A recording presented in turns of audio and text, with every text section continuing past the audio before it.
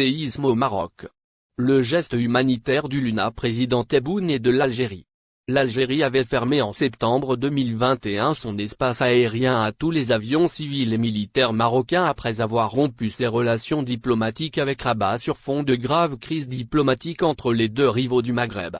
L'Algérie a annoncé ce samedi avoir décidé d'ouvrir son espace aérien, fermé depuis septembre 2021, aux vols transportant des aides humanitaires et des blessés du séisme qui a frappé vendredi le Maroc.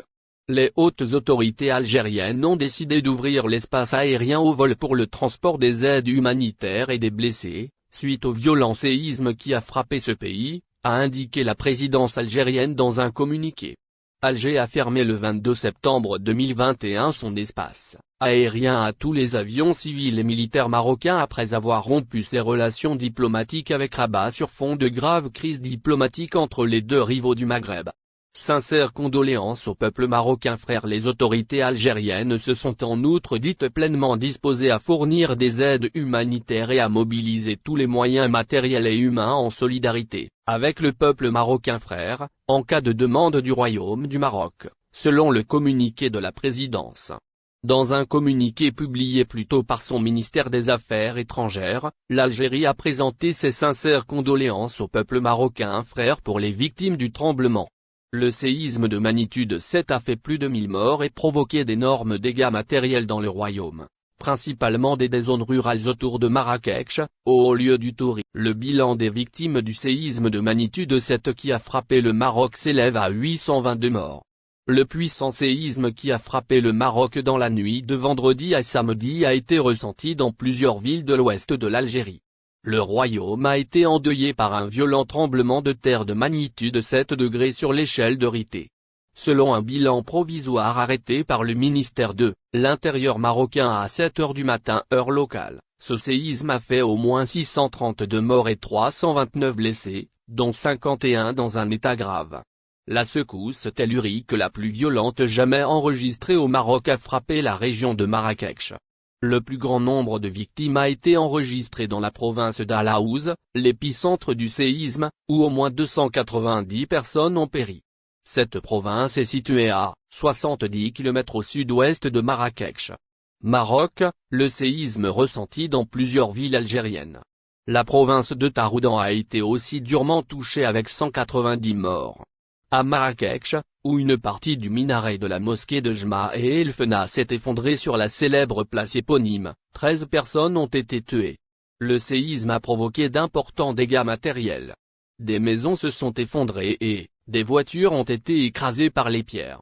Après le séisme qui s'est produit vers 23 h, de nombreux Marocains ont fui leur maison pour passer la nuit, dehors, par crainte de nouvelles répliques. Ce séisme a été ressenti dans plusieurs villes marocaines, et même en Algérie. Selon la protection civile algérienne, la terre a tremblé à Tindouf, Beni Abbès, Timimoun, Béchar, Nahama, Tlemcen, et Sidi Bel Abbès, sans faire de dégâts, ni de victimes. Aucune victime n'a été enregistrée, assure la protection civile qui a mené des opérations de reconnaissance sur le terrain. Sur sa page Facebook, le CRAG ne fait pas encore mention de séismes enregistrés dans les villes situées à la frontière avec le Maroc. Restriction des importations, raquette des entrepreneurs privés, malaise économique, hausse des prix. Les soutiens de Tebboune reconnaissent son très mauvais bilan. La situation économique et sociale en Algérie est très inquiétante, explosive voire elle court vers le désastre. Et ce n'est pas l'opposition qui le dit, mais c'est le constat qui est bel et bien dressé aujourd'hui par les propres soutiens du président Abdelmadjid Tebboune dont le très mauvais bilan suscite aujourd'hui un profond malaise dans son propre camp. Preuve en est, la présidente de la Confédération Générale des Entreprises Algériennes, Saïda Negzak, qui qualifiait publiquement en 2021 Abdelmadjid Tebboune de sauveur de l'Algérie et qui appelait en 2020, à travers tous les médias, tous les Algériens à le soutenir et défendre son programme, s'est réveillé brutalement de sa torpeur pour constater l'ampleur des dégâts économiques et sociaux dont souffre aujourd'hui l'Algérie à cause des mauvaises décisions et gestion chaotique de l'économie nationale de l'équipe Tebboune. Le 5 septembre dernier, la présidente de l'ACEJA, l'une des principales organisations patronales ayant soutenu activement Abdelmadjid Tebboune en Algérie, a adressé une longue lettre pour se plaindre de la dégradation inouïe de la situation économique du pays et pour mettre en garde le chef de l'État contre les conséquences potentiellement désastreuses de la gestion actuelle de l'économie algérienne.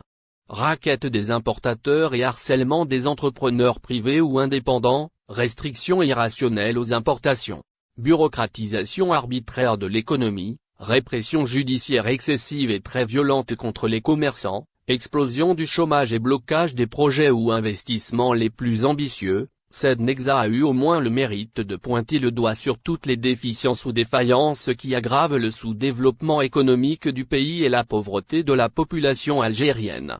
La rédaction d'Algérie Part a fait le choix de publier le texte intégral de cette lettre pour permettre à nos lectrices et lecteurs de prendre amplement connaissance de sa teneur et des mises en garde qu'elle formule au sujet de l'avenir immédiat de notre pays.